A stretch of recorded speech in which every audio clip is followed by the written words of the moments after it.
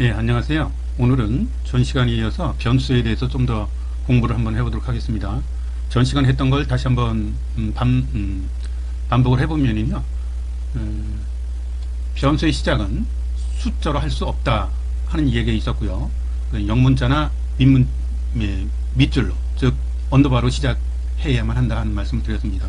물론 한글은 영문자와 똑같습니다. 그 다음에 변수 이름 중간에 공백이 들어가면 안 된다는 것이죠. 그리고 소문자와 대문자는 서로 구분한다. 그래서 대문자 A라는 변수와 소문자 A라는 변수는 다른 것이다. 변수명은 영문자와 숫자 또 한글을 섞어 써도 상관은 없습니다. 또 중간에 특수문자 언더바 밑줄이 들어가도 상관없다 하는 말씀을 드렸고요. 그런데 주의해야 될 것은 그 예약어를 변수명으로 지정해서는 안 됩니다. 아주 비근한 예로 if라든지 for라든지 기타 예약으로 쓰이는 것들이 많이 있거든요. 그런 것들은 변수로 지정해서는 안 된다. 또 같은 변수명에 다른 자료를 계속해서 변경해서 지정할 수 있고 할당할 수 있습니다. 그런데 같은 변수명으로 다른 자료를 계속해서 지정하고 저장할 수는 있지만 맨 마지막에 지정한 것만 기억하고 있다는 사실도 기억하고 계셔야 됩니다. 그 다음에 이번 시간에 좀 생각해 봐야 될 것은 변수의 이름을 지정할 때는 의미 있는 이름을 사용하는 것이 좋겠다 하는 것입니다. 지금까지는 변수명을 사용할 때 그냥 A, B 이렇게 사용을 했는데요. 이것이 만약에 여러 개 사용될 때에는 변수가 여러 개 사용될 때는 좀 혼동이 올 수 있습니다. 그래서 단순히 그냥 A, B, C, D 이렇게 사용하기보다는 나이가 얼마, 키가 얼마, 이름이 뭐 이런 식으로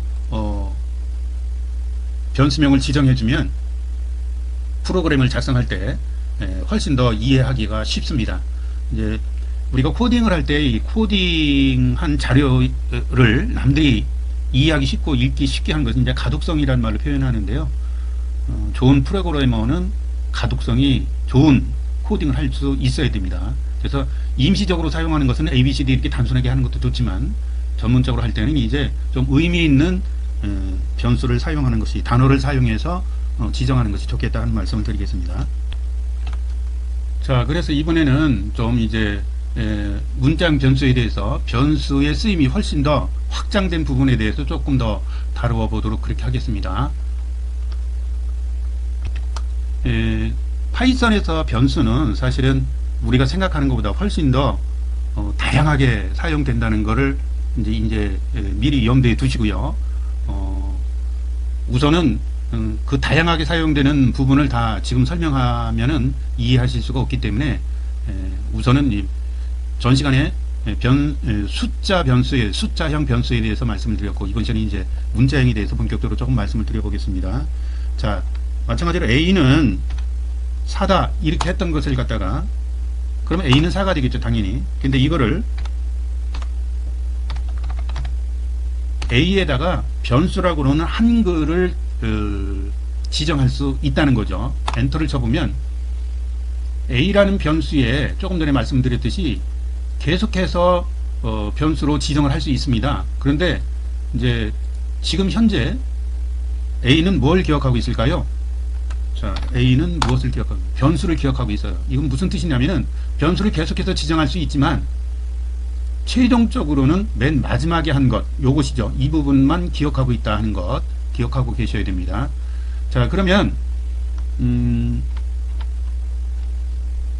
숫자형 변수나, 지금 여기서 A는 4라고 했던 숫자형 변수나, 변수라고 그러는 한글을 지정한 A라고 그러는 변수나 변수의 형태에는 변화가 없어요. 이것은 뭘 말씀드리는 거냐면은 변수형만 봐가지고서는 그 변수가 저장하고 있는 자료 형태를 알 수가 없다 하는 것입니다. 그런데 실제는 이 자료형을 구분하는 것이 굉장히 중요합니다. 예를 들어서 몇 가지를 한번 살펴보도록 하겠습니다.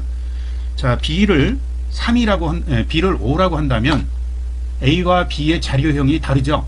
자, A는 지금 변수라고 하는 문자를 지금 저장한 것이고, B는 5라고 하는 숫자를 저장하고 있습니다. 그러면 A와 B를 곱하면 어떻게 될까요? A와 B를 곱하면 그 결과가 어떻게 될지를 한번 생각해 보시기 바랍니다. 전 시간에 한번 했기 때문에 잘 기억하고 계신 분들은 결과가 어떻게 나올 건가는 아마 예상을 했을 것 같아요. 엔터를 쳐보면 이렇게 나옵니다.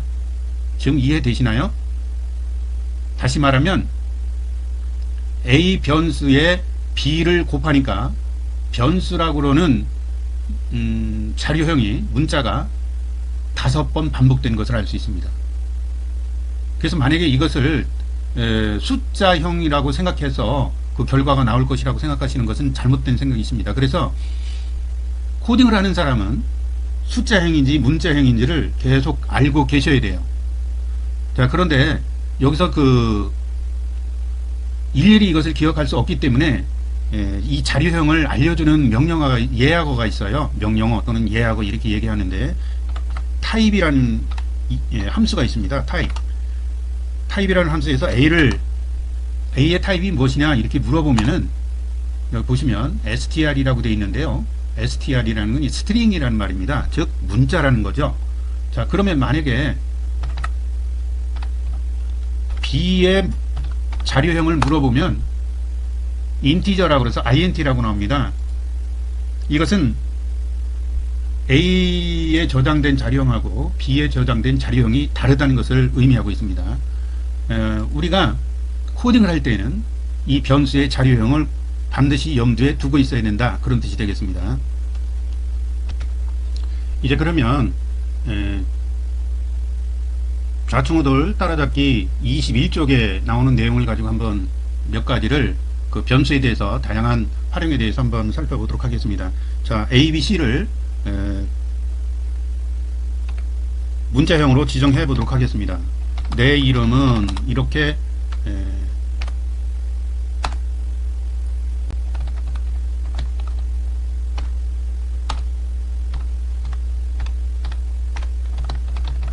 홍길동 이렇게 저장을 했습니다.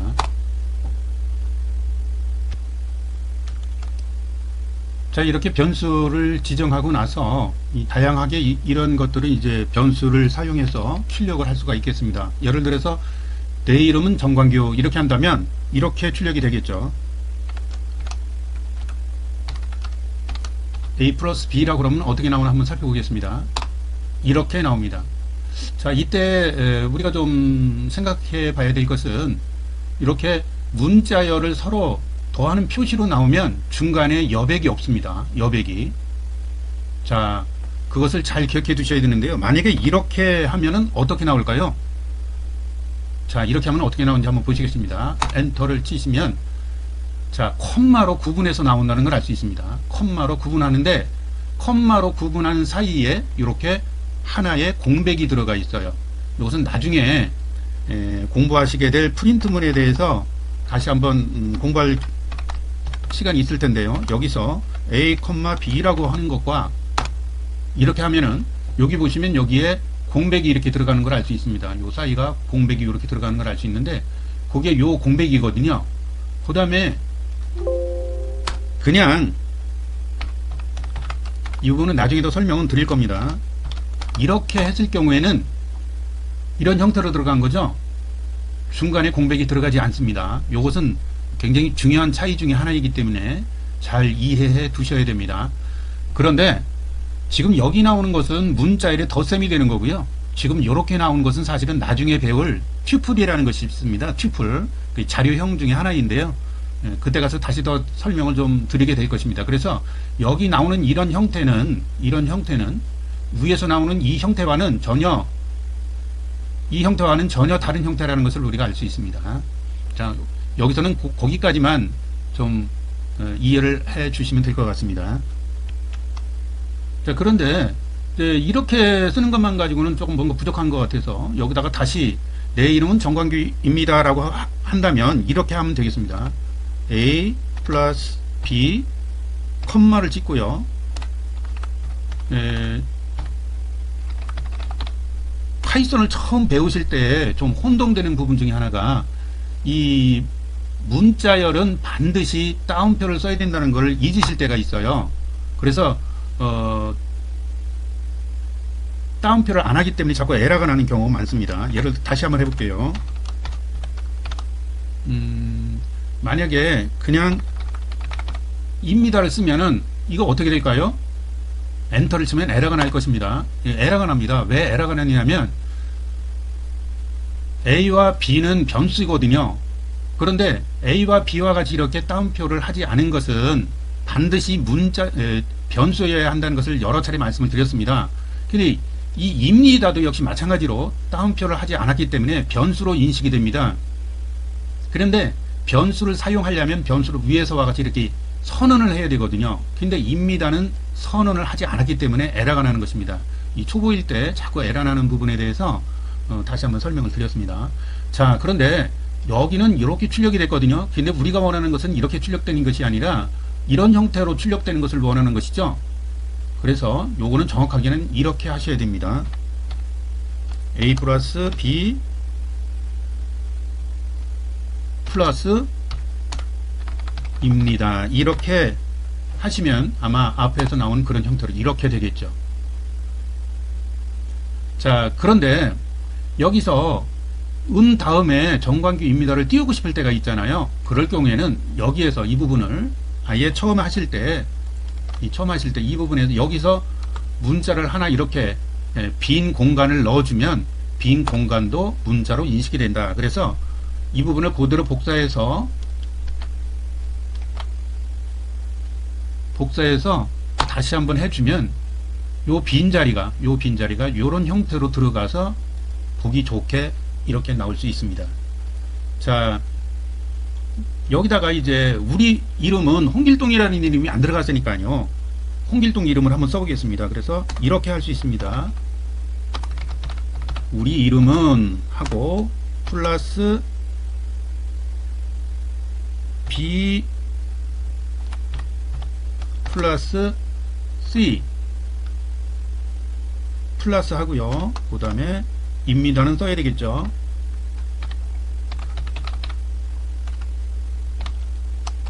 그런데 이제 전 시간에 한번 하셨었죠. 앞에는 작은 따옴표, 뒤에는 큰 따옴표 이렇게 되면은 에러가 납니다. 자, 이거 어떻게 나올까 한번 보시죠. 이렇게 나옵니다. 자, 그런데 홍길동을 앞으로 나오게 하고 싶으면 어떻게 하시면 될까요? 홍길동을 앞으로 나오게 하고 싶으시면, 자, 제가 타자하는 능력이 좀 뛰어나질 못해서 복사해서 써보겠습니다. 지금 이름 B에 정관규가 들어가 있는 것이기 때문에 C를 앞에다 두고 B를 뒤에다 두면 순서가 바뀔 것입니다. 이런 부분을 사실 잘 이해하시면 변수가 어떻게 사용되는구나 하는 것을 이해하실 수 있을 겁니다. 만약에 홍길동과 정관규 사이에 빈 틈을 넣고 싶으시면 어떻게 하면 될까요? 빈 공간을 넣고 싶으시면 어떻게 하면 될까요? 자, 여기다가 빈 공간을 넣으시면 됩니다. 이렇게 하시고요. 빈 공간 더하기를 반드시 하셔야 됩니다. 자, 이 연산자와 연산자 사이는 띄어놔도 상관이 없다는 것을 전 시간에 한번 말씀을 드렸었습니다. 자, 이름과 이름 사이에 빈 공간, 빈 칸을 하나 두고 싶으면, 띄어쓰기를 하고 싶으면 이런 식으로 하셔도 된다는 겁니다.